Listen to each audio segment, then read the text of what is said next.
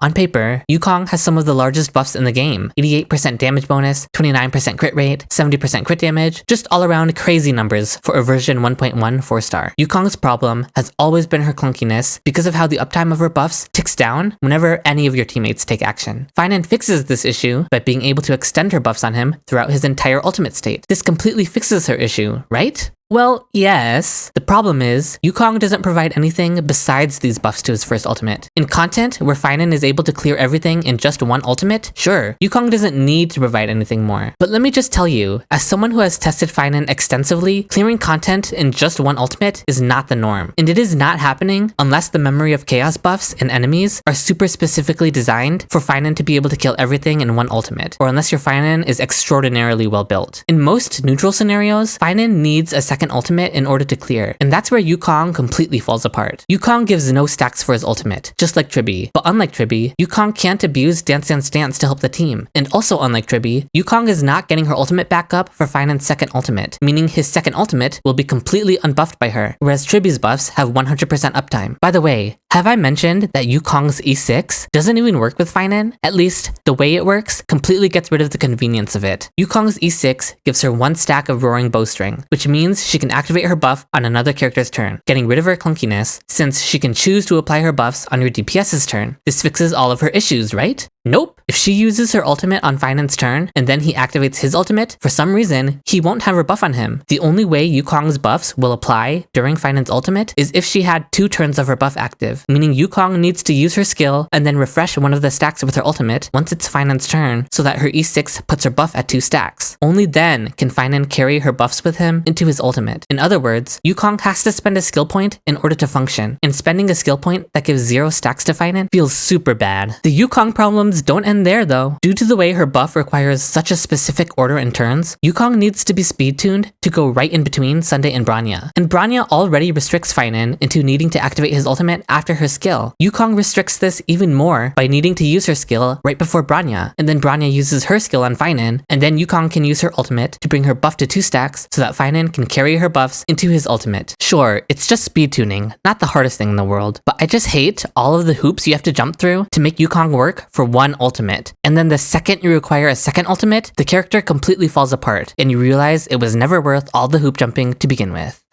Anyway, Yukong propaganda is fake. She can make for a fun screenshot meme team, but nothing more. If your Phainon is hyper invested in E2 and you know you can kill everything in one ultimate, then maybe she becomes a more serious contender. But I would not recommend her for 90% of players. If your Phainon is low investment, then Yukong will completely screw up your second ultimate, and there are better free-to-play options than her anyway. And if your Phainon is high investment, then Yukong isn't even as good as the likes of Tribby and Cypher for killing things in one ultimate. There is just no situation where you should ever be considering slotting Yukong into your Phainon team.